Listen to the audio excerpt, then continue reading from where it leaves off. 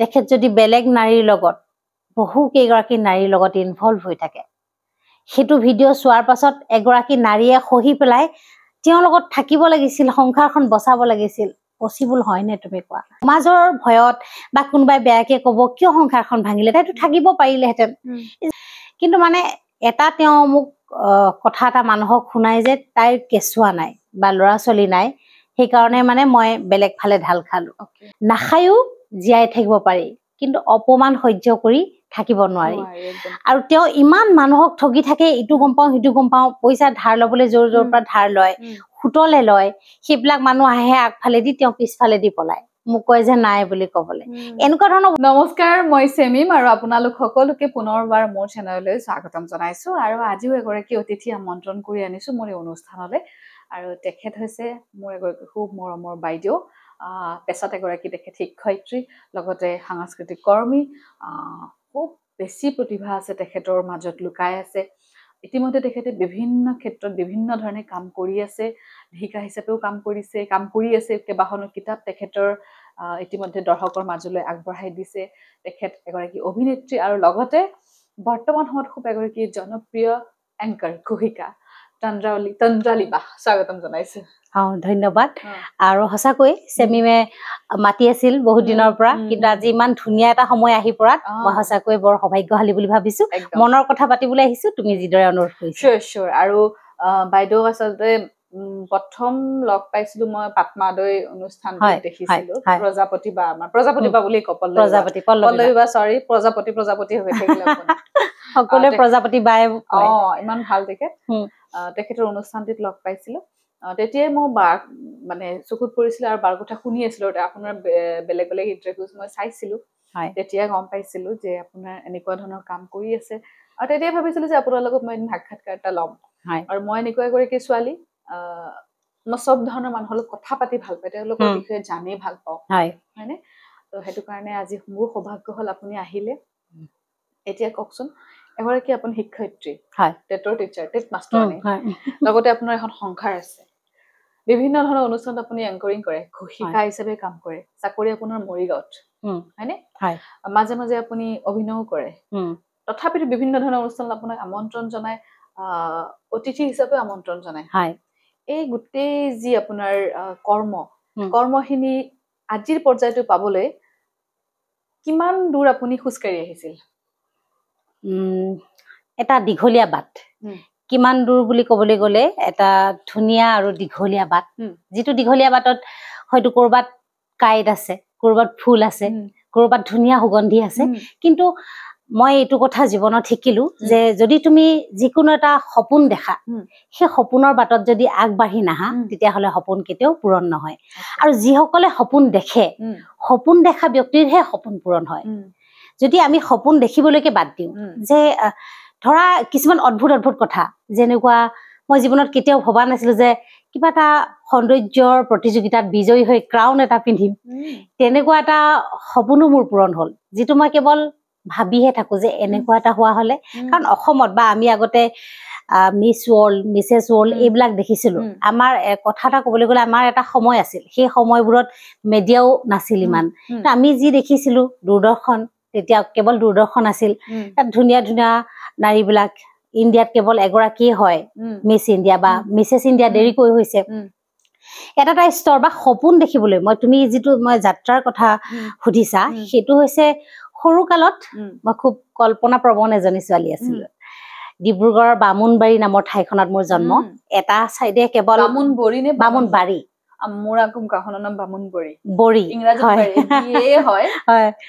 মোৰ বামুণবাৰী, মৰাণৰ পৰা নাহৰকটীয়া যোৱা ৰাস্তাটো, মৰাণৰ পৰা নাহৰকটীয়া যিটো ৰাস্তাইদি যায়, সিফালেদি এটা ফালে কেৱল বাগান আছে, খুব ধুনীয়া সেউজীয়া এটা পৰিৱেশত আমি জন্ম। আৰু সেই ঠাইখনত সপোন দেখাটো বহুত দূৰৰ কথা, কেৱল এটা ধুনীয়া গাঁৱৰ পৰিৱেশ, আৰু আমি কিছুমান সৰল কথাৰে ডাঙৰ হৈছিলো। কিন্তু যেতিয়া চিনেমা চাওঁ, তেতিয়া মই বা নাচ বাগবোৰ চাওঁ, চিত্ৰহাৰ আছিলে, মহাভাৰত আছিলে, তেতিয়া চন্দ্ৰকান্তা আছিলে, সেই সময়বোৰত খুব কল্পনা প্ৰৱণ হৈ গৈছিলো। কল্পনাতে কেৱল ডুবি থাকো, ভাবো ইমান ধুনীয়াকৈ গান গাই নাচে, কেনেকৈ নাচে, কিন্তু অনুকৰণ কৰো। কল্পনা প্ৰৱণতা লাহে লাহে বাঢ়ি গ'ল। মোৰ মা এখন মহাবিদ্যালয়ত চাকৰি কৰিছিল, দেউতা কলিকতাত আছিল, তেওঁ ইঞ্জিনিয়াৰ আছিল, কিন্তু মোৰ বৰদেউতা লণ্ডনত থাকি ঘৰলৈ আহিব নোৱাৰাৰ বাবে আইতাই খুব কান্দিলে। সেইকাৰণে দেউতাই চাকৰি এৰি গুচি আহিবলগীয়া হ'ল, আৰু আমিখিনিও খুব সৰু আছিলো। মায়ে কলেজলৈ যোৱাৰ কাৰণে অকণমান দিগদাৰ হৈছিলে আমাক ডাঙৰ কৰিবলৈ, যিহেতু 4টাকৈ ল'ৰা ছোৱালী। তাৰপিছত দেউতা আহিল, আমাক যত্ন ল'ব পৰা হ'ল। কিন্তু কেনেকুৱা হয় সপোনবোৰ, ল'ৰা ছোৱালীয়ে কি সপোন দেখে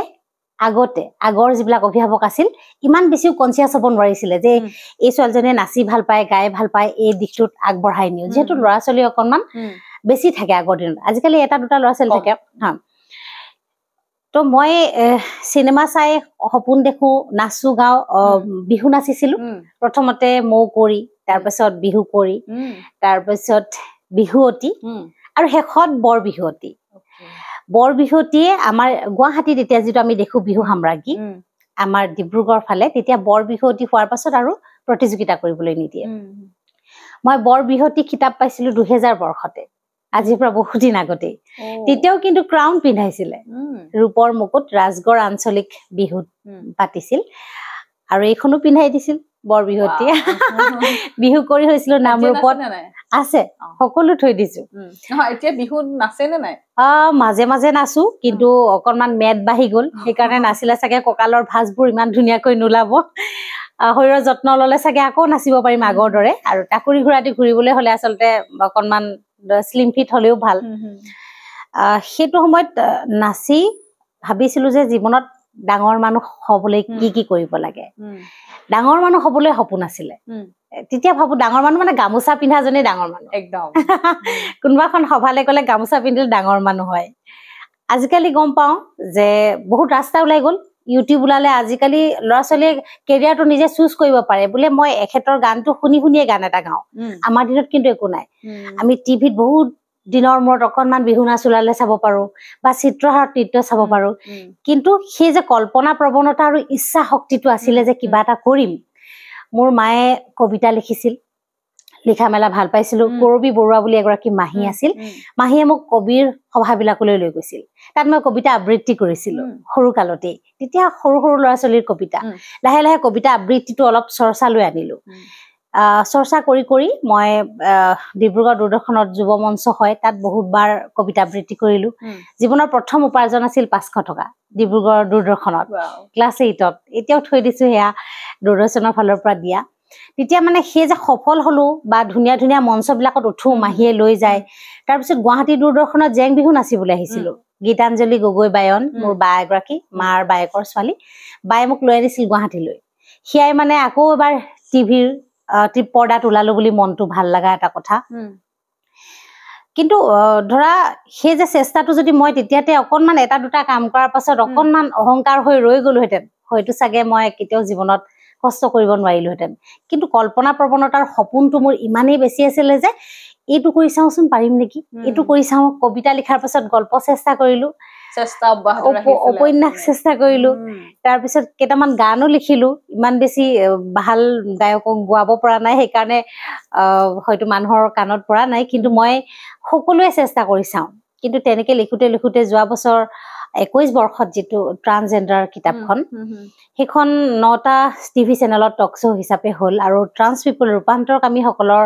জীৱন কাহিনী যিটো মই অকণমান অধ্যয়নো কৰিবলগীয়া হ'ল। তাত গৱেষণাধৰ্মী এখন কিতাপ, যদিও উপন্যাস, সেইখনত মই মোৰ কিতাপৰ যাত্ৰাৰ সেই সফলতাটো পাইছো। আৰু এতিয়াও যদিও মই কিছুমান উপন্যাস লিখিবলৈ চেষ্টা কৰো, তাত যাতে বিষয়বস্তু ভিত্তিক হয়, অকণমান মোৰ প্ৰয়াসটো বেলেগ ধৰণৰ হয়। কাৰণ সকলোৱে আমি ব্যস্ত থাকো, কিন্তু কিবা এটা শিকিব লগা থকা লিখাবোৰ হওক, বা গানবোৰ হওক, বা কামবোৰ, এতিয়া স্বামীমে যিবোৰ কামবোৰ কৰা,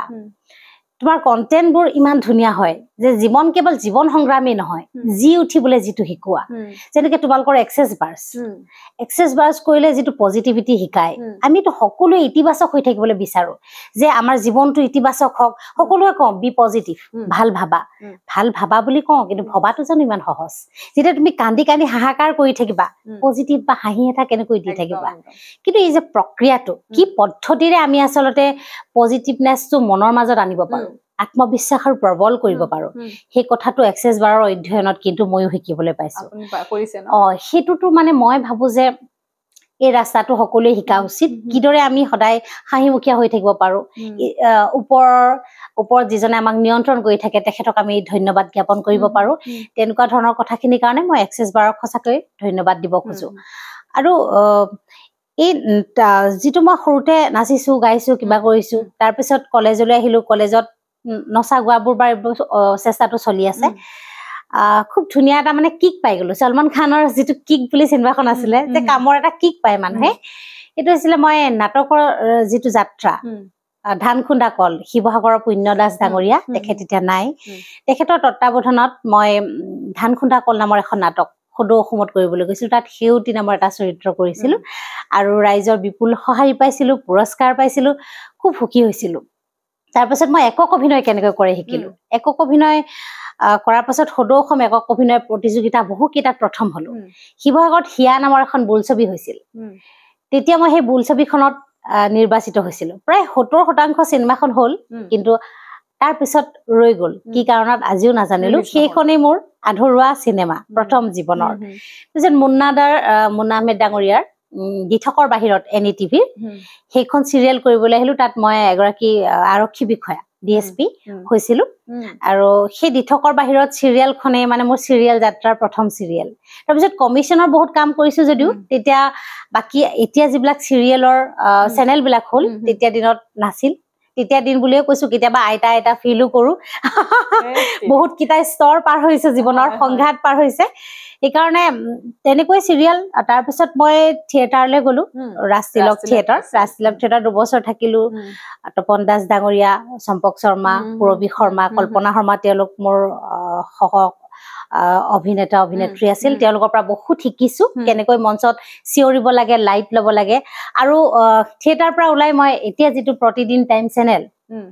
সেইটো আমি কৰি থাকোতে উলুবাৰীত আছিল তাতো কাম শিকিছো দেশ বিদেশ নামৰ বুলেটিন চলাইছিলো প্ৰগ্ৰাম প্ৰডিউচাৰ আছিলো আৰু টক শ্ব' প্ৰডিউচাৰ আছিলো আৰু নিজে ডক্টৰছ কলিং বুলি এটা প্ৰগ্ৰামত এংকৰিং কৰিছিলো আৰু তাতো খুব হাঁহি উঠা এটা অভিজ্ঞতাও আছে সুশান্ত দা যেতিয়া নিউজ এংকৰ আছিল প্ৰথম যেতিয়া আমাক ভিতৰত য'ত আমি য'ৰ পৰা অপাৰেট কৰো PCR বুলি কয় তাৰ পৰা আমি যেতিয়া এডভাৰটাইজ হয় এতিয়া আমি এড যাম দেই এটা গম পাই যায় কোনটো সময়ত এড যাব লাগে আমি লৈছো এটা বাণিজ্যিক বিৰতি বুলি কয় বিৰতি পাছত যেতিয়া উভতি আহিব লাগে প্ৰথম কাম আৰু PCR পৰা কেনেকৈ কামান কৰিব লাগে নাজানো ইয়াৰফোনটো দি দিয়ে আমি বহুত কমকৈ কলেও হৈ যায় মনে মনে কলেও হৈ যায় কিন্তু মই পুৰা চিঞৰিছো সুশান্ত দা 5 4 3 2 1 গো তাৰপিছত তেওঁ নিউজটো কৈছে কিন্তু সেইটো মানে মই একেবাৰে কমকৈ ফুসফুসাই কলেও হৈ যায় যেহেতু ইয়াৰফোন আছিলে তেওঁ মুখখন এনেকুৱা কৰি গৈছে জীৱনৰ এটা মানে ভাল লগা অভিজ্ঞতা এতিয়াও ভাবো মানে শিকিছো যে এটা কথা তাৰপিছত নিউজ চেনেলৰ ইমান ধুনীয়া কামখিনি যেহেতু বৈদ্যুতিন মাধ্যমৰ শিকিবলগীয়া বহুত কথা আছে প্ৰগ্ৰাম প্ৰডিউচ কেনেকৈ কৰে এংকৰিং কেনেকৈ কৰে সেইখিনি মানে কেমেৰাত ভয় নলগা কথাটো আৰু এটা আছে মোৰ ভাল গুণ বুলি কওঁ ভয়টো কম লাগে মানে ভয় একেবাৰে কম লাগে আজি যেতিয়া আগৰ পৰা কম লাগে না সৰুৰ পৰা কম আৰু লাজটো কম মানে মানুহৰ লগত চিনাকি হবলৈ খুব মানে মোৰ আগ্ৰহী হৈ থাকে মানুহজন কি কিয় বিখ্যাত কি কৰি ভাল পায় জানিবলৈ মন যায় আৰু পেট কৰি থাকো মায়ে মোক পেটাই থকা কাৰণে ৰেডিঅ' বুলি কৈছিল তেতিয়াতো ৰেডিঅ'ই আছিল হোষ্টেলতো মই নাথাকিলে ঠাণ্ডা হৈ যায় শিৱসাগৰ ছোৱালী কলেজত মই পঢ়িছিলো তাৰপিছত ডিব্ৰুগড় ইউনিভাৰ্চিটি কিন্তু মানে ধৰা সেই যে নাটক কৰিলো চিৰিয়েল কৰিলো কাম কৰিলো কৰি গলো কৰাৰ পৰা অভিজ্ঞতা হ'ল বা মই লক্ষ্মী ছায়া লাহন মোৰ আচল নাম আছিল তুমি অকণমান জানিছিলা লক্ষ্মী ছায়া লাহন মই আহোম ছোৱালী তো সেই নামটো ইমান মই নাচবা কৰিছো ছায়া ডান্স এণ্ড ড্ৰামা একাডেমি বুলি মোৰ বামুণবাৰীতে আছিলে নাচ শিকাইছিলো অভিনয় শিকাইছিলো যিহেতু মই নাটক প্ৰতিযোগিতাবোৰলৈ যাওঁ তাৰপিছত গুৱাহাটীতো এমেজিং টেলেণ্ট একাডেমি বুলি 6 মাইলত খুলিছিলো তাৰপিছত মোৰ এটা মেজৰ অপাৰেশ্যন হলে যদি তুমি নৃত্য শিকোৱা অপাৰেশ্যন হোৱাৰ পাছত সেই নাৰী বা পুৰুষজনে নাচ শিকোৱাত বিফল হয় আৰু শৰীৰত মেদবোৰ বাঢ়ি যায় সেইটো এটা কাৰণ সেইটো কাৰণে সেইটো মেইন কাৰণ আৰু সেই স্কুলখনো বন্ধ কৰিবলগীয়া হ'ল কৰাৰ পাছত সংঘাতটো বিভিন্ন ধৰণৰ আহে মানুহৰ মই যেতিয়া জীৱনত অকণমানকৈ তুমি গম পাইছাই যেতিয়া ধুনীয়া সেউজীয়া অনুভৱ কবিতাৰ ভাষাৰে যেতিয়া মানুহৰ জীৱনলৈ প্ৰেম আহে খুব ভাল লাগে পৃথিৱীখন যেন প্ৰেমেই জয় কৰিব পাৰে নিচিনা লাগে সকলোৰে জীৱনত সেইটো হয় যেতিয়া যৌৱন আহে কিন্তু মানুহৰ সিদ্ধান্ত কেতিয়াও ভুল হ'ব নালাগে কিছুমান মানুহ চিনি পোৱা যেতিয়া তোমাৰ ভুল হৈ যায় গোটেই জীৱনটো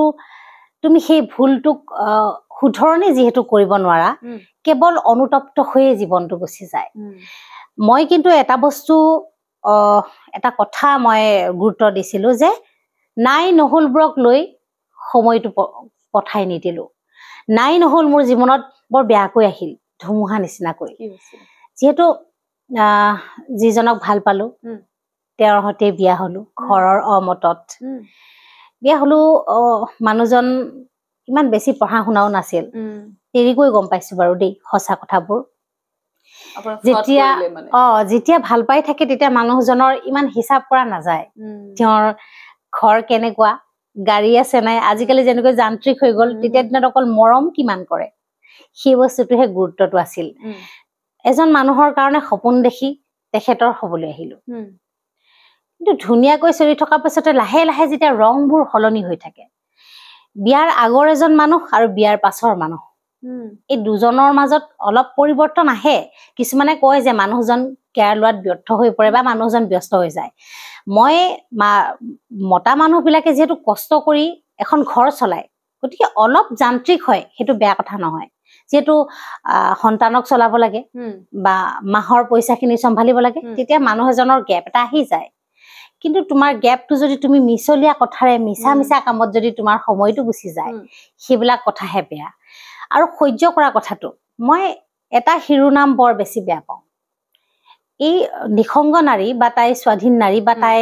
কিবা এটা বস্তু বেয়া পালে বা তেওঁ এই কোনোবা পুৰুষ এজনে হওক কিবা এটা কথাত জীৱনত বেয়া পালে কাৰোবাৰ লগত অমিল এখন সংসাৰ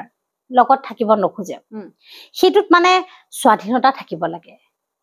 এই যে আমাৰ পৰিৱেশৰ মানুহবিলাক কিছুমান দেই সকলো নহয় যিসকলে বুজি পায় অধ্যয়ন কৰিছে বা পৃথিৱীত নিজে সংগ্ৰামত অৱতীৰ্ণ হৈছে তেওঁলোকে বুজি পায় যে নিসংগ মানুহে বহুত কষ্ট পালেহে নিসংগ হয় নহ'লে তুমি এটা বন্ধ কোঠাত অকলে থাকিবলৈ কাৰ মন যায় তুমি কোৱা সকলো কথাৰ বিনিময় কৰিবলৈহে আচলতে মানুহে বিয়াখন হয় বেলেগ তাত তোমাৰ বেলেগ এটা নিডছ নাথাকে তো সংসাৰখনত যিটো মৰমৰ এনাজৰী সেই এনাজৰীটো যদি লাহে লাহে পচিবলৈ ধৰে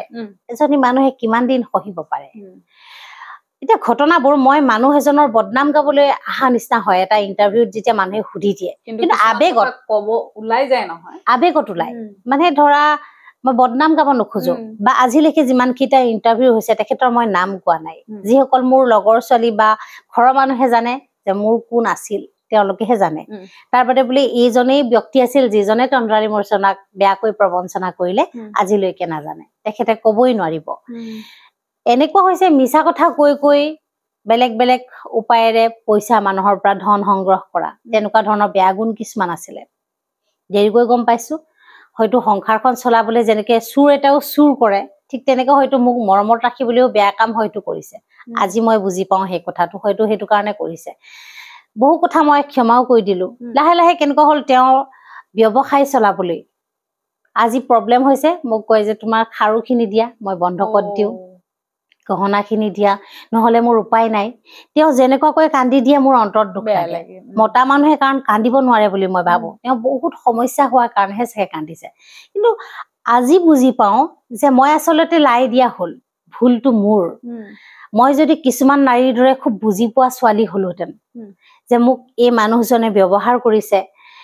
এনেকুৱা দুৰ্বল মানুহক বস্তুটো বন্ধকত দিয়াতকে যে তুমি অলপ কষ্টই পোৱা লাগিলে তুমি হাজিৰা কৰা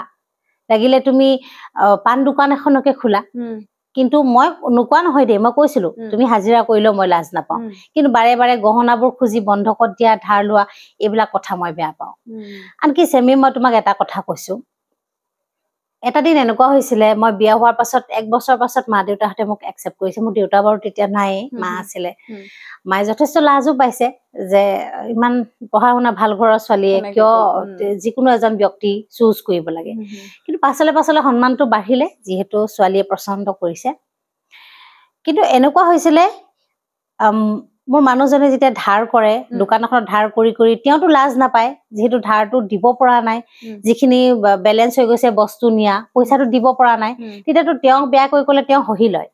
কিন্তু মই সেই বস্তুবোৰ সৰুৰে পৰা ফেচ কৰি পোৱা নাই বস্তুখিনিৰ ভিতৰত থাকিলে এদিন কি হ'ল তেওঁ এটা ব্যৱসায়িক কামত বাহিৰত যাব লাগে দুদিনৰ কাৰণে সেইদিনাখন পিছবেলা গুচি গৈছে গৈ সেইদিনা থাকি আৰু এদিন থাকি আহিছে কিন্তু সেই দুদিন যেতিয়া তেওঁতো কামত গুচি গ'ল একো নোখোৱাকৈ মই ভাত ৰান্ধিবলৈ লৈছো এটা ডাঙৰ বয়াম এটা আছিলে তাত আমাৰ চাউল থাকে গৈছো তাত চাউল নাই চাউল নাথাকিলে তেওঁক ক'লে তেওঁতো ধাৰ কৰি আনে কিবা কৰি আনে তেওঁ আনি দিয়ে কিন্তু সেইদিনাখন তাত চাউল নাছিলে নাথাকিলে মই ইমানেই মোৰ মানে আত্মসন্মানত লাগে কিবা অহংকাৰ নহয় মানে যেহেতু তেওঁ পইচা দিবলৈ আছে মই জানো যে তাত পইচা দিবলৈ আছে সেইকাৰণে মই নগলোৱেই মোৰ ইমানেই মনত দুখ লাগিলে মই নাই মোৰ চাউল নানো তেনেকে মই 2টা দিন ভাত নোখোৱাকেও আছো সেইটো কথা মোৰ মা বা মোৰ ভাইটি বা মোৰ হাজবেণ্ডেও নাজানে আহাৰ পাছত যেতিয়া কৈছো ইয়াত দেখোন চাউল নাই মই কৈছো যে নাই মই চাউল এতিয়া শেষ হৈছে এতিয়া আনি দিলেও হ'ব কিন্তু মই নাখালো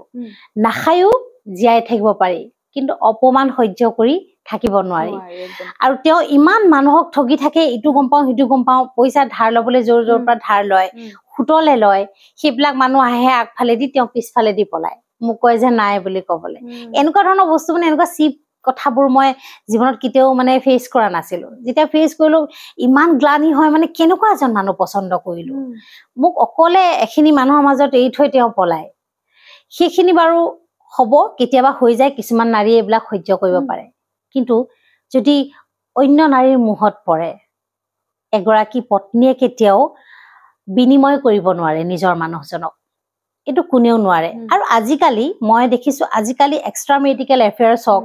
বা বিভিন্ন ধৰণৰ বাতৰি দেখো এই ল'ৰা ছোৱালী এৰি পলাই যায় বা ল'ৰা ছোৱালী আছে বহুত আছে তাৰপিছতো পত্নীক ঠগি পেলাই বিয়া পাতে এতিয়া এইবিলাক ঘটনা ঘটিছে কিন্তু মোৰ ঘটনাবোৰ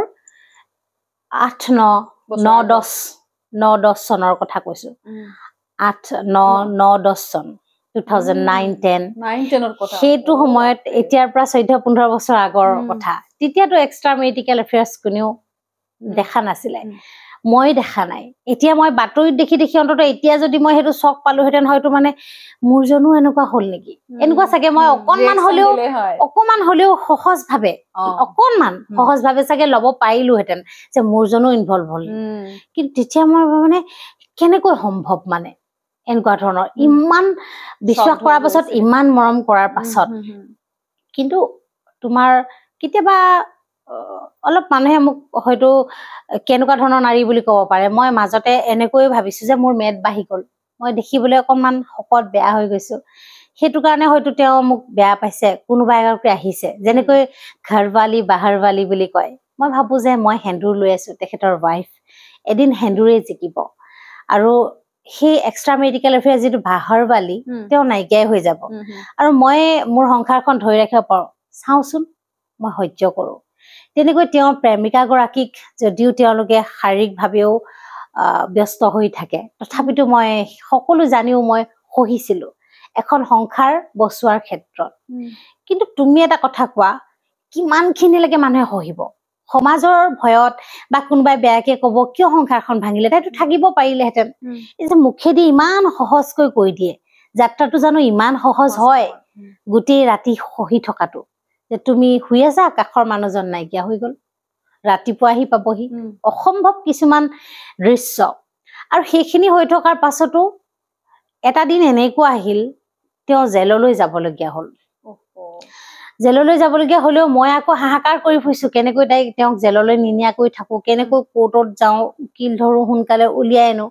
তেনেকুৱা সময়তে তেওঁৰ মোবাইলটো থানাত আছিলে মোবাইলটো মোক দিলে কিন্তু মেমৰি কাৰ্ড কেইখন এঠাইত আছিলে কিবা সূত্ৰৰে মই মেমৰি কাৰ্ড কেইখন পালো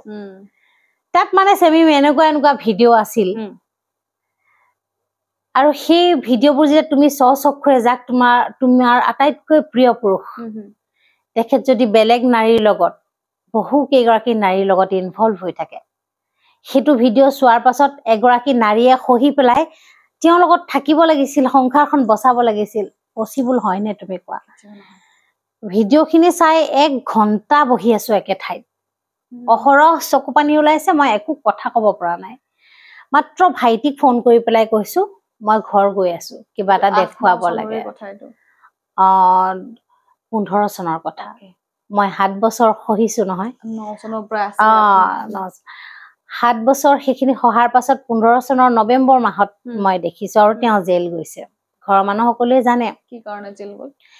তেওঁ PNR কেছ হৈছিলে কাৰবাক ফ্ৰড কেছ কৰি চেকখনত মানে পইচা লিখি দিছিলে পইচা নাই বাউন্স হৈ থাকে তাৰপিছত PNR হৈ যায় PNR হলে কোনেও বচাব নোৱাৰে মই অকমান প্ৰচেষ্টা কৰিছিলো অলপ ঘৰৰ মানুহ আছিল ফোনেৰে কিবা কৰিলো কেতিয়াবা বাচি যায় অপৰাধী কিন্তু ইমানখিনি হোৱাৰ পাছতো অপৰাধী হলেও তেওঁক ভাল পাইছিলো যে সেইটো বেয়া ভাৱটো নাই তেওঁৰ বিপদ হলে মোৰ বুকুখনত হাহাকাৰ হৈছিল তেওঁ কষ্ট পাবলৈ দিব নোৱাৰো তেনেকুৱা কিন্তু সেই যে তোমাৰ বেলেগ বেলেগ নাৰীৰ সৈতে নাৰীৰ মুহত পৰিলে ইমান বেছিও সহিব পৰা গুণ মোৰ নাছিল আৰু সেই কাৰণে আৰু তোমাক এটা মই কথা কওঁ মানুহৰ সন্তান মোৰ 2007 বৰ্ষত এক্টপিক প্ৰেগনেন্সি হৈছিল এক্টপিক প্ৰেগনেন্সি মানে এনেকুৱা টিউবত এটা কেঁচুৱা হয় কম মাহৰ ভিতৰতে সেয়া অপাৰেশ্যন কৰি উলিয়াই দিব লাগে হয় নেকি পাইপতে থাকে ৰাইট অভেৰিৰ পৰা গৈ মোৰ পাইপতে কেঁচুৱা হৈছিল তো সেয়া ডাউন টাউনত অপাৰেশ্যন হৈছিল ৰূপজ্যোতি গোস্বামী বাইদেউ আছিল লিডিং অথৰিটি গাইনকলজিষ্ট তো সেয়া অপাৰেশ্যন মোৰ মাও আহিলে যেহেতু এক্টপিক প্ৰেগনেন্সি ৰাখিব নোৱাৰে ব্ৰাষ্ট হৈ গলে মানে মানুহৰ মৃত্যুৰ ভাবুকি আহি যায় সেইকাৰণে সেই ছোৱালীজনীক বচাবলৈ অপাৰেশ্যনটো কৰিব লাগে যেহেতু মই হৈছোৱেই তাৰ পাছত সেই মেজৰ অপাৰেশ্যনটোৰ পাছত কিছুদিন মোক জিৰণি ল'বলৈ দিলে জিৰণি লোৱা সময়খিনি থিয়েটাৰলৈ গলো দুইজনেই গৈছো আমি তাৰ পাছতেই মানে ঘটনা আৰম্ভ আৰু তেওঁৰ বেলেগ বেলেগৰ লগত থকাবিলাক লাহে লাহে গম পোৱা হৈ পেলাই সংসাৰখনত ক্লেশ আহি গ'ল কিন্তু মানে এটা তেওঁ মোক কথা এটা মানুহক শুনাই যে তাইৰ কেঁচুৱা নাই বা ল'ৰা ছোৱালী নাই সেইকাৰণে মানে মই বেলেগ ফালে ঢাল খালো এতিয়া তুমি কোৱাচোন ভাল পোৱাটো এনেকুৱা এটা বস্তু নে যে তুমি কিবা এটা দিব নোৱাৰিলা প্ৰতিদান তাৰ কাৰণে তোমাক ঘিণ কৰিব এইটো হ'বই নোৱাৰে যদি মই ভাবো যে মোৰ 2টা ভৰি নাইকিয়া হৈ গ'ল তেতিয়াও মোক ভাল পাব লাগিব মোৰ গোটেই গাটোৱে পচি গৈছে তথাপিতো মোক ভাল পোৱা দিব লাগিব ভাল পোৱা এটা স্বৰ্গীয় অনুভৱ কাৰোবাৰ অকণমান মৰমৰ কাৰণেতো গোটেই জীৱনটো মানুহে জীয়াই থাকে হয়নে ভাল ভাল আমি ডান্তে ব্ৰিটিছ ৰোমিঅ জুলিয়েটলৈ নাযাওঁৱে আমাৰ ভাৰততে আছে তাজমহল কিমান ভাল ভাল প্ৰেমৰ কাহিনী আছে কিন্তু এইখন ভাৰততে বা এইখন অসমতে বা আমি মানুহৰ মানসিকতাটো কেনেকুৱা হৈ গৈছে সঁচা বস্তুটো নাইকিয়া হৈ গৈছে মোৰ ইমান অন্তৰত আঘাত লাগে এতিয়া যিবিলাক নিখংগ নাৰী যিবিলাক নাৰী হওক পুৰুষসকলে কিন্তু পটককৈ এজনী ছোৱালী বিয়া পাতিবলৈ পাই যায় আৰু ঘৰখনেও পুৰা উঠি পৰি লাগে অকলশৰীয়া হৈ গল কিন্তু অকলশৰীয়া হোৱা নাৰীজনী তাই পাৰিব মানে অকলশৰীয়া নাৰীজনীয়ে কিন্তু পাৰে কিন্তু পুৰুষজনে নোৱাৰে এটা সেই মেণ্টেলিটি এতিয়াও আছে সকলোৰে মাজত হয় এতিয়া মোৰ ক্ষেত্ৰত যদি মই কওঁ মোৰ এটা জীৱিকা আছে জীৱিকাটো আছে কাৰণে মোৰ 2012 বৰ্ষত তেওঁ লগত থাকোতে আছিলেই তো তোমাৰ মই সেইখিনি ব্যস্ততা প্লাছ মই নিখংগতাটো মই বেলেগ ধৰণে কৰিছো যে মই আজৰি সময়ত কিতাপ লিখো মই আজৰি সময়ত এংকৰিং কৰো আজৰি সময়ত মই চিৰিয়েল কৰো নিচা কলিতা অফিচিয়েল গ্ৰুপত আছো গম পোৱাই লাহন বাইদেউ হিচাপে অকণমান মানুহৰ মৰম পাইছো সেইখিনি মই যেতিয়াই সুবিধা পাওঁ চিনেমা চিৰিয়েল এইবিলাকত অকণমান সময় দিওঁ মোৰ মনটো সেইবিলাকত ব্যস্ত কৰি দিওঁ মই এজন সংগীৰ প্ৰয়োজন অনুভৱ কৰা নাই কিন্তু যিগৰাকী নাৰীৰ 1 টকাও উপাৰ্জন নাই যিগৰাকী মানুহে এটা ঘৰৰ ভিতৰত যদি উপাৰ্জন নাইকিয়া এগৰাকী মহিলা তেওঁ নিশ্চয় এজন পুৰুষৰ প্ৰয়োজন হ'ব পাৰে কিন্তু যেতিয়া তুমি নিখংগ হৈ গলা এটা শব্দটো আছে সকলোৱে দিয়া অলংকাৰ বুলি কওঁ মই সেইটো হৈছে ডিভোৰ্চি শব্দটো সেই শব্দটো তোমাক এনেকুৱাকে কষ্ট দিয়ে মনত আৰু যদি মই বহুত তেনেকুৱা নাৰী লগ পাওঁ যেহেতু মোৰ হতে মানসিক কথা শ্বেয়াৰ কৰিবলৈ আহে মই বহুত ইতিবাচক চিন্তা কৰো ভাবে যে বাইদেউ ইমান সংঘাত পোৱাৰ পাছত বাইদেউ কেনেকৈ ইমান ধুনীয়াকৈ থাকে ধুনীয়াকৈ থাকো কাৰণে মই আনক ক'বও পাৰো সেই ছোৱালীবিলাক যেতিয়া আহে মোৰ মনটোত ইমান বেয়া লাগে তেওঁলোকে কয় যে বা ল'ৰাবিলাক আহে আমাৰ জীৱনলৈ কিন্তু বিয়া পাতিবলৈ নাহে সমাজে নেদেখাকৈ এনেকে কয় মই গোটেই জীৱনটো তোমাৰ লগত আছো কিন্তু মই তোমাক বিয়া কৰাব নোৱাৰো এটা কেৰুণটো ক'ত তাই অকলশৰীয়া হোৱাটো কিন্তু একেই যে ল'ৰা এজন অকলশৰীয়া হলে আমি সকলোৱে সাপোৰ্ট কৰো বিয়া পাতিব লাগে পাতিব লাগে আৰু যিসকল পৰিয়াল থাকে পৰিয়ালৰ মানুহখিনিও কিন্তু গ্ৰহণ কৰে যে তেওঁ অকলশৰীয়া হৈ গ'ল কিন্তু ছোৱালী লাগে ইয়াতে আমি গম পাওঁ যে পুৰুষ প্ৰধান দেশত এতিয়াও আমাৰ সেই বিভাজনটো আছেই তেওঁ নাৰী ছোৱালী গতিকে সহ্য কৰিবই লাগিব হয় চলি আছে প্ৰথা যেনেকৈ আছে আমাৰ ভাৰত যিহেতু বা অসম সেইমতেই পৃথিৱীখন চলি আছে কিন্তু ইতিবাচক কথাটো বা জীৱন জীয়াবলৈ হলে মই এটাই কথা বুজি পালো এই যে আবেগবোৰ এই যে বুকুত এতিয়া মোৰ কথাখিনি কওঁতে খুন্দা মাৰি ধৰিছে এই আবেগবোৰ আচলতে ধৰি থৈ দিলে সেই মানুহজনে কিন্তু ভাগি চুৰমাৰ হৈ যায় কেতিয়াও মানুহে আবেগবোৰ ধৰি থব নালাগে এই আহিলে অকল মোৰেই নহয় পৃথিৱীৰ সহস্ৰ মানুহৰ হৈছে বুলি ভাবিব লাগে আৰু যেতিয়া মই ভিডিঅ'খিনি দেখিছিলো ভিডিঅ'ত তেওঁৰ নিজৰ খুৰাকৰ ছোৱালীৰ লগত শাৰীৰিক সম্পৰ্ক কৰা ভিডিঅ' এইটোতো আচৰিত ধৰণৰ মানে অদ্ভুত কথা সেই খুৰা-খুৰীকো মই দেখুৱাই দিলোগৈ ভিডিঅ'টো তেওঁ নিজৰ খুৰা-খুৰী আকৌ দেই নিজৰ ভণ্টি আৰু তেওঁলোকৰ ঘৰলৈ গলো সকলোকে দেখুৱাই দিলো ভিডিঅ'বোৰ মই আচলতে গৌৰৱেৰে দেখুওৱা নাই মই যিটো ফেচ কৰিছো মই সহিব পৰা নাই মানে কাক কম কাক নকম মোৰতো ভাইটিকেইটাক সেই দেখাব নোৱাৰো গতিকে যিসকল অপৰাধী এইটো খুৰা-খুৰীৰ ছোৱালীজনী অপৰাধী সেইকাৰণে দেখুৱাইছো মোৰ জাগৰাকীক দেখুৱাইছো কিন্তু মই আজিও কওঁ হয়তো কাৰোবাৰ লগত তেনেকুৱা ধৰণৰ ভিডিঅ' দেখাটো ইমান ডাঙৰ কথাও নহব পাৰে কিন্তু আমি যিবোৰ কেৱল সঁচা বস্তুটোৰ কাৰণে মৰো সঁচা আবেগ এটা বা সঁচা সম্পৰ্কৰ কাৰণে যিবোৰ ছোৱালী বা মহিলাই জীয়াই থাকে সেইবোৰ মানুহে কিন্তু সহিব নোৱাৰে কবলৈ বৰ সহজ মানুহে তাই এইকণো সহিব নোৱাৰিলে নেকি কিন্তু নিজৰ ক্ষেত্ৰত যদি হলহেঁতেন তেতিয়া কিন্তু তেওঁলোকে সহিব পাৰিবনে নোৱাৰিব এইটো মোৰ কাৰণে হাতৰ কিন্তু মই নোৱাৰিলো আৰু এইবোৰ কথাকে বাৰে বাৰে বখানি থাকি বা এইখিনি কথাকে কৈ থাকি মই একেবাৰে ভাল নাপাওঁ তুমি যিহেতু সুধিছা মই কৈছো কিন্তু জীৱনটো মই খুব ধুনীয়াকৈ ব্যস্ততাৰে পাৰ কৰিছো মোৰ দৰে যিসকল নিসংগ নাৰী যাৰ আমনি লাগে জীৱনটো আমনি লাগিছে এখন ধুনীয়া চিনেমা চাবলৈ গুচি যাব লাগে যিজন হিৰো বা নায়ক চাই ভাল পায় বা যিগৰাকী নায়িকা থকা চিনেমা চাই ভাল পায় চালেই হৈ গ'ল চাব লাগে ঘৰতো আজিকালি ধুনীয়াকৈ টিভিতে লগাই ল'ব পৰা ব্যৱস্থা আছে আৰু গান গাব লাগে গান গাইতে মই গান গাই ভাল পাওঁ মই যেতিয়া মোৰ মনটো বেয়া লাগে মই পুৰা বিহু গাওঁ আচ্ছা এতিয়া বেলেগ কথা উলিয়াইছো বাইটো মিমিক্ৰি কৰে বহুতে গম পায় খুব ভাল ভাল মিমিক্ৰি কৰে এতিয়া কি কৰিব কওক মিমিক্ৰি গান শুনাব নে কথা কব কওকচোন মই আচলতে সৰু ল'ৰা ছোৱালী মাত উলিয়াও হয়তো জানাই ৰাজতিলক থিয়েটাৰত মই কৰিছিলো স্পাইডাৰমেন 2-3টা পডকাষ্টত মই কৰিছো বুঢ়ী বয়সৰ মানুহ বা বিদেশত থকা আমেৰিকান মানুহৰ কথাবিলাক কেনেকৈ কয় অকণমান তেনেকুৱা ধৰণৰ প্ৰয়াস কৰো বিহু গোৱা নাই ক'তো বিহু আৰু মই সৰুতে অকণ মানে ভইচৰ কোৱালিটিটো অকণ বেলেগ বেলেগ হ'ব লাগিব কাৰণে কৈছো মই তোমাক এটা প্ৰাৰ্থনা আধ্যাত্মিকতাবাদ যিটো সৰুৰ পৰা ভাল পাইছিলো খুব প্ৰাৰ্থনা কৰিছিলো আমি যেতিয়া সৰস্বতী প্ৰাৰ্থনা কৰো হয়নে সৰস্বতী এটা প্ৰাৰ্থনা মই শুনিছিলো খুব মানে ভাল লগা এতিয়াও মনত থাকে সেইকণ মই অকণমান গাই তাৰপাছত বিহু অকণমান গাই দিম সৰস্বতী সৰস্বতী লোকে বোলে সৰস্বতী আমি বোলো যিখিনি পাহৰুৱাই দিবা সৰাই সেই মোৰ সৰস্বতী আই হে মোৰ সৰস্বতী আই। সৰুতে প্ৰাৰ্থনা গাই লৈছিলো তেনেকৈ। এইটো মই এটা কেছেটত শুনিছিলো সুৰটো, আৰু সেয়াকে মই প্ৰায় সৰস্বতী মাক যদি বন্দনা কৰিবলৈ হয়, কিবা লিখিবলৈ মনটো যদি নবঢ়ে, সেইকণ মই অকণমান গাই লওঁ মনটো ভাল লাগিব কাৰণে। কাৰণ মই নিজৰ মাজত আনন্দ বিচাৰো, আনৰ মাজত নহয়। আনৰ বুকুৰ মৰম বিচাৰিবলৈ যাওঁতে যিহেতু ঘাত প্ৰতিঘাত, কেৱল চকু পানী পোৱা, তাতকৈ মই ভাবি পালো যে নিজকে মৰম কৰিব লাগে, নিজকে যত্ন লব লাগে। ইয়াত দেখিছাই মই ষ্টাইল কৰি আহিছো, খুব ধুনীয়াকৈ থাকি ভাল পাওঁ, সাজি কাচি অলপ ষ্টাইলত থাকি ভাল পাওঁ, যিহেতু মনবোৰ ভাল হৈ থাকিব লাগে। তুমি দুখ মনে যিমান থাকিবা সিমানেই তোমাক দুখে ভাৰাক্ৰান্ত কৰিব,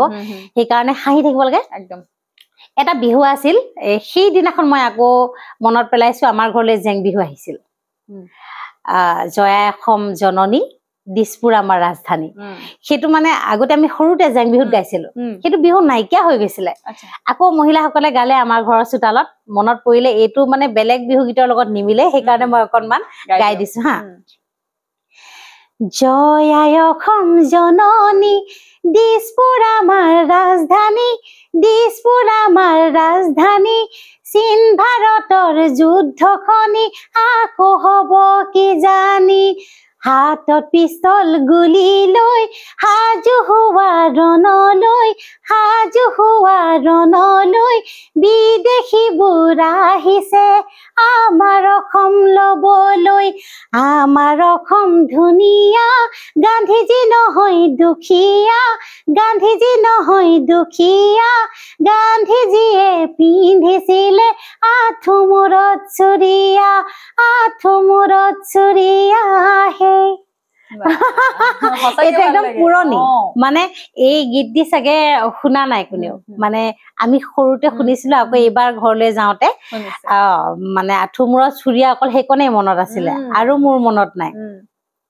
আৰু তৃষ্ণা দেৱী বাইদেউৰ গীত গাবলৈ মই মানে প্ৰয়াস কৰো, মানে সৰুৰ পৰা ভাল লাগে। বাজনী কিবা খুব স্পষ্টবাদী নিচিনা, আৰু ই যে ধৰা আজিকালি ভাষাৰে কয় যে জেং পেং টাইপৰ। আগৰ দিনত বা একদম বিন্দাস গাই দিয়ে যিকোনো গান। আমাৰ যিটো হিন্দী হৰি ওম হৰি, সেইটো তোমালৈনো কিয় বৰো, এই নিজম ৰাতি, সেইটো এতিয়া এই নিজম ৰাতিটো অকমান প্ৰয়াস কৰো। ৰবা দেই, কমফৰ্টেবলি বহি লব লাগে নহয়, বহিলে বিন্দাস গাবলৈ চেষ্টা কৰো। প্ৰয়াস সেয়া কবাৰ নিচিনা নোৱাৰো, চেষ্টা কৰিছো। পঠাই দিম ভিডিঅ'টো। ঠিক আছে। লা লা লা লা লা লা লা লা লা হে লা লা লা লা লা লা লা লা হে লা লা লা লা লা লা লা লা হে নিজম ৰাতি,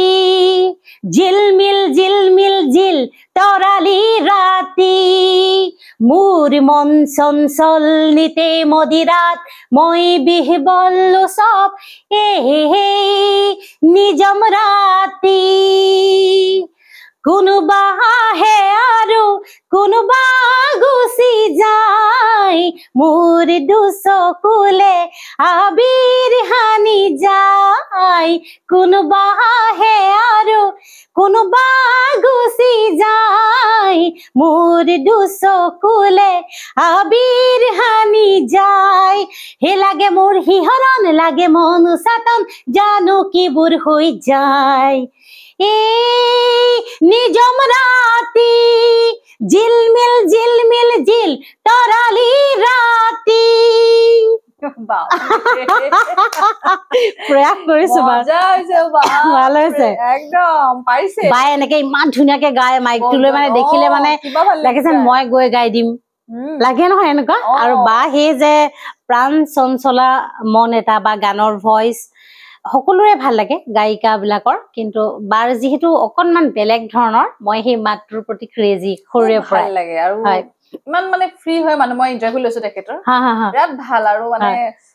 সেই সৰুতে যিবিলাক গান শুনিছিলো মানুহ ভাবিছিলো যে মানুহজনে কেনেকুৱা কিন্তু গান যিমান চুইট গায় মানুহগৰাকী তাতকে চুইট হয় ঠিকে কৈছা আৰু বাক ময়ো বহুত কেইদিন লগ পাইছো কিন্তু গোৱা নাই বাৰ গানত নাচিছো বা এংকৰিং কৰোতে বাক বহুত কেইটা মঞ্চত লগ পাইছো চাব বাই চাগে চাই আছে আপোনাক এনেও আৰু ভাল পাব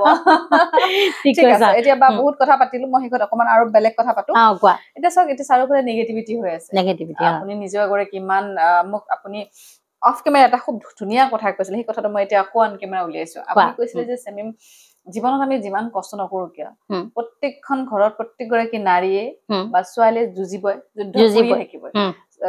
তেওঁলোকে সংসাৰৰ কাৰণে হওক কেৰিয়াৰৰ কাৰণে হওক যিকোনো চিটুৱেশ্যনত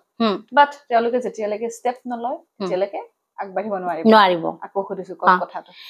এই কথাটো যেতিয়ালৈকে আগবাঢ়িব নোৱাৰিব মই সকলো ক্ষেত্ৰতে কৈছো প্ৰতিভা আছে ধৰা মই অকণমান আফচোচ লাগিছে তোমাৰ ওচৰত গাবলৈ যে তৃষ্ণা দেৱী বাৰ গান গাম বুলি কৈ দিলো তেওঁৰ বস্তুটো হলেও মই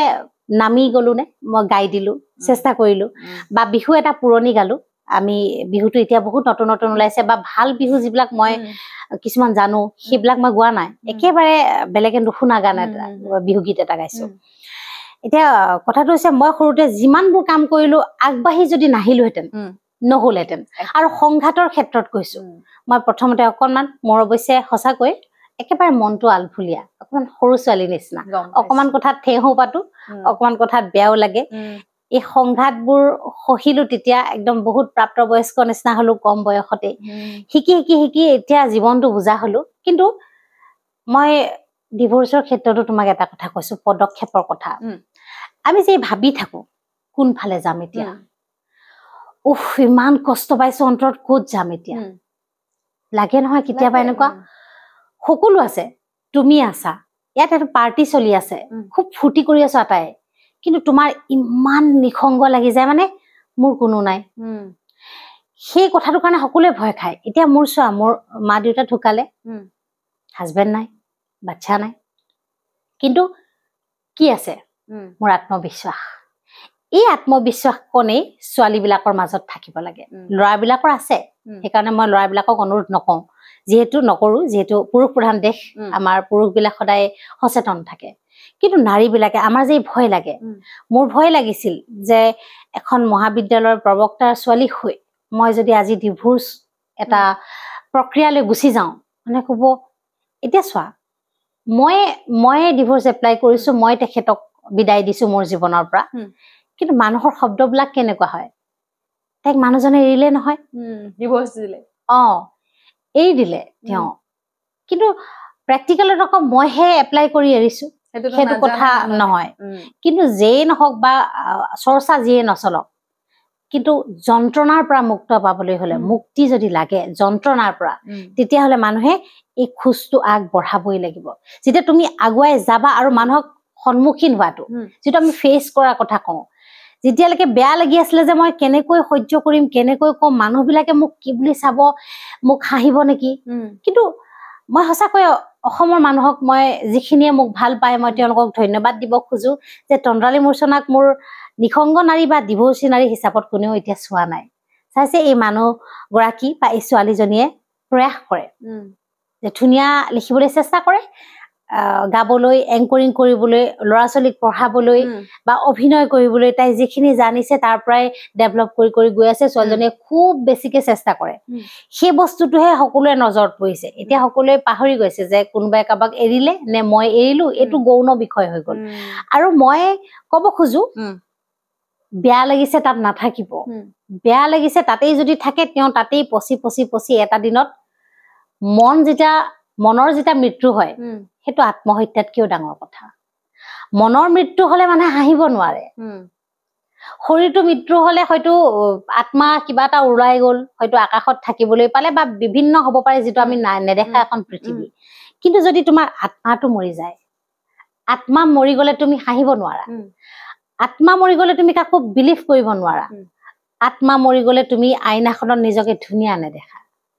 যেতিয়া এনেকুৱা পিৰিয়ড আহিছিলে যেতিয়া সংগ্ৰামৰ পিৰিয়ড যেতিয়া একোৱেই নেদেখা নিচিনা অন্ধকাৰ দেখি গৈছিলো এই যে মানুহৰ যে বিবাহ বিচ্ছেদৰ এটা ঘৰ থাকে যিখন ফেমিলি কোৰ্ট বুলি কয় ফেমিলি কোৰ্টখনত কি হয় জানা সকলো ঘৰ ভগা নাৰী বা পুৰুষ থাকে তাত কিন্তু তুমি এটা কথা শুনি সাহস পাবা, মই সেই বিবাহ বিচ্ছেদৰ যিটো ফেমিলি কোৰ্ট তালৈ কিন্তু গোটেই কেইদিন অকলেই গৈছিলো। মোৰ ঘৰৰ কোনোবা মানুহ বা মোৰ বন্ধু বান্ধৱী কোনো নাছিলে। যিহেতু মই ইয়াত আছিলো, ঘৰখনৰ মানুহ আছিল ডিব্ৰুগড়ত, আৰু কাকো মই জানিবই দিয়া নাছিলো যে মই ইমান যন্ত্ৰণা পাইছো। কিন্তু মানুহজন যেতিয়া এইফালৰ পৰা আহে, যিজন মানুহৰ লগত তুমি যাৰ সেন্দুৰ লৈছা, যাৰ ৱাইফ বুলি সমাজে পৰিচয় এটা মোৰ আছিল, সেই মানুহজন যেতিয়া আহে প্ৰথমতে মোৰ কি ভাৱ আহিছে জানানে? তেওঁ খাই বাঢ়িছে নে নাই, জোতাযোৰ চাইছো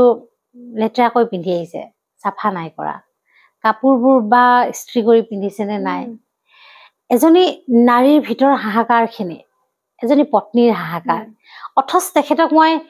এৰিবলৈকে তাত বহি আছো। যেতিয়া পৰা নাই এডজাষ্টমেণ্ট, পৰা নাই মানুহজনক, যেতিয়া ইমানখিনি দেখিলো সেই মানুহজনে বেলেগৰ লগত এনেকুৱাকৈ ইনভলভ হ'ব পাৰে, মই তাত ক'তো নায়েই। আৰু যেতিয়া আঁতৰি আহিছো বা কেনেকুৱা হয়, কথোপকথন আছে, সেই ভিডিঅ' বিলাকত এটা কথোপকথন আছে, তোমাক মই একেবাৰে চিক্ৰেট কথা এটা কৈছো। কথোপকথনত কি আছে জানানে? তেওঁ কৈছে, সেই নাৰীগৰাকীয়ে সুধিছে যে তেখেতৰ মানে সেই নাৰীগৰাকীয়ে জানে যে তেখেতৰ গাৰ্লফ্ৰেণ্ডো আছে, যে আপুনি গাৰ্লফ্ৰেণ্ডক ক'ত আনে? মানে আপোনাৰ বাহিৰে আকৌ বেলেগ গাৰ্লফ্ৰেণ্ডো আছে তেখেতৰ? নহয়, গাৰ্লফ্ৰেণ্ডটো আছিলেই, গাৰ্লফ্ৰেণ্ডৰ লগত আৰু বেলেগ বেলেগ মহিলাও আছিলে। এই বেলেগ বেলেগ ছোৱালী বা মহিলাৰ লগত থকা তাৰে কোনোবা এগৰাকী, যিহেতু নাম ক'ব নোৱাৰো। ভিডিঅ'টো তেনেকুৱা আছে, তেওঁলোকে সেই ধৰণৰ ৰাসলীলা, কি বুলি কম, লীলা, ৰাসলীলা নহয়, ভগৱানৰ কথা নকওঁ, লীলাৰ সময়ত এগৰাকীয়ে সুধিছে যে আপোনাৰ গাৰ্লফ্ৰেণ্ডক কলৈ আনে, মানে ক'ত লগ কৰে, এনেকুৱা ধৰণৰ অৰ্থ চাগে কথা নাই।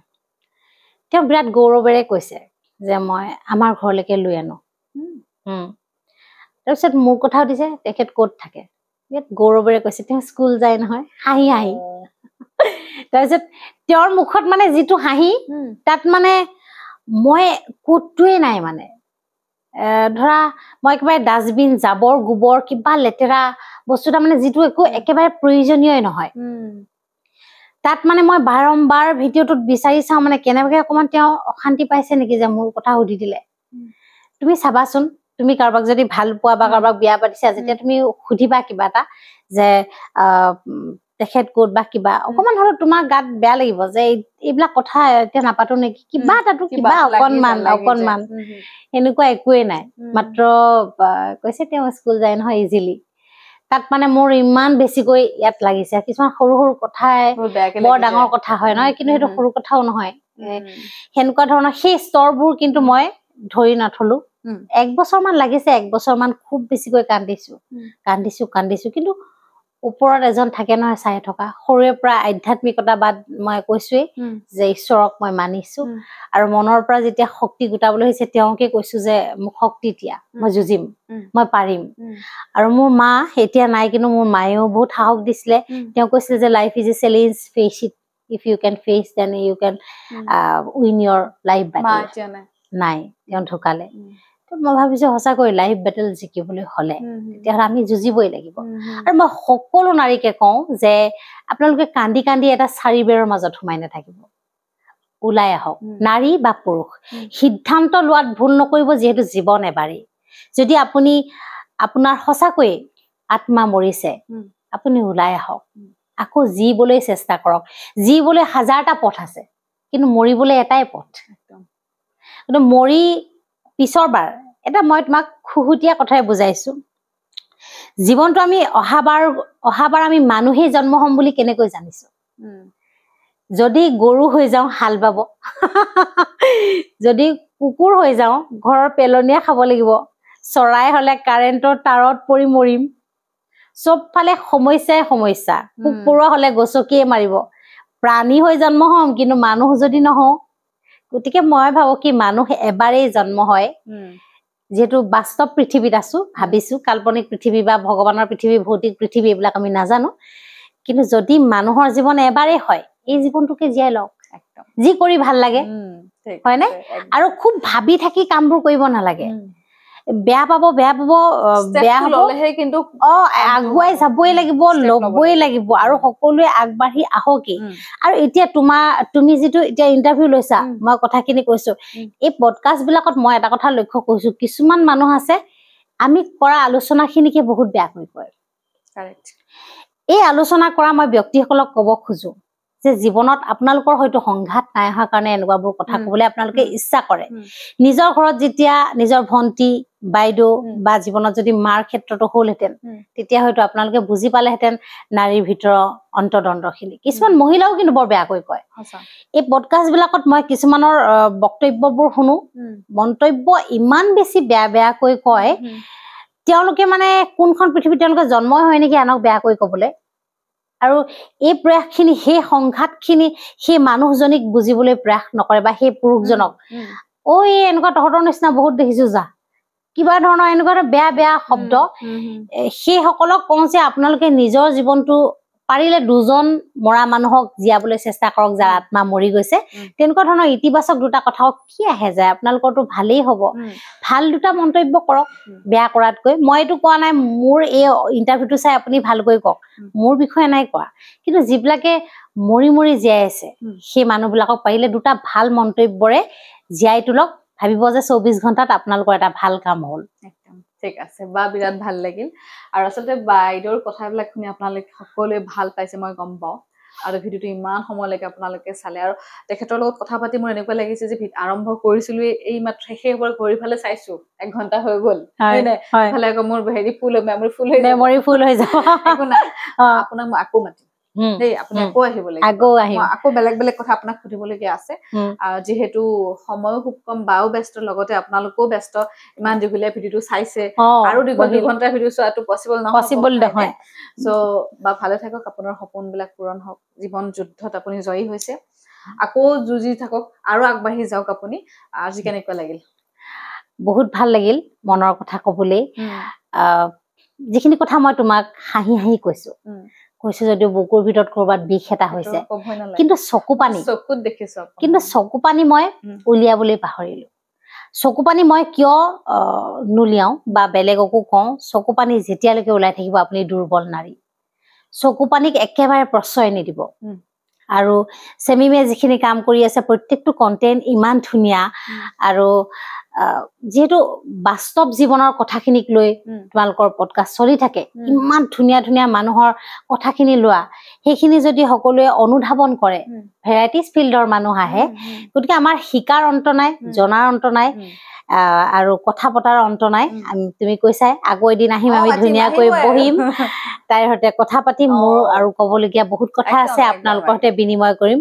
কিন্তু মই সঁচাকৈ আপোনালোকক কৰ জোৰে অনুৰোধ কৰো, যিবিলাক মানুহে কষ্টত আছে, মানসিক কষ্ট, কেতিয়াও বেয়াকৈ নকব, সদায় ভালকৈ কব। আপোনালোকলৈও শুভকামনা আছে, আৰু চেমিমক অন্তৰৰ পৰা আশীৰ্বাদ দিছো, অকণমান ডাঙৰ হৈছো, মৰম দিছো, আশীৰ্বাদ দিছো, তাইৰ ভাল হওক, আৰু ভালকৈ ধুনীয়া ধুনীয়া কণ্টেণ্ট লৈ আগবাঢ়ি যাওক।